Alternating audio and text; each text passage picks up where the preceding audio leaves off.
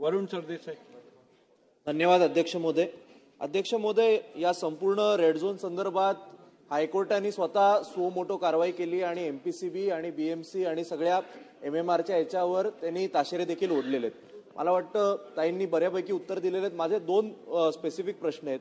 गेल्या वेळी जी हायकोर्टामध्ये सुनावणी झालेली एप्रिलमध्ये, त्यावेळी हायकोर्टाने सांगितलेलं की पोल्युशन मॉनिटरिंग डिव्हाइसेस या सगळ्या रेड झोन इंडस्ट्री आणि ज्या मोठ्या कन्स्ट्रक्शन साईट आहेत इथे अजूनही लावले गेलेले नाहीत.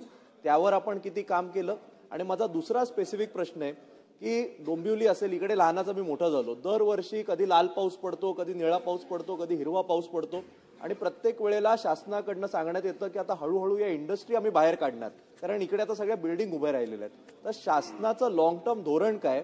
एमएमआर रिजनमध्ये जिथे जिथे या रेड झोन इंडस्ट्री आहेत आणि जिथे आता जवळ बिल्डिंग्स उभ्या राहिलेल्या आहेत, तर आपण एमआयडीसी बाहेर काढणार आहोत, या रेड झोन इंडस्ट्री पूर्णपणे बंद करणार, की इतर काय धोरण आहे? नक्की लॉंग टर्म आपलं धोरण काय?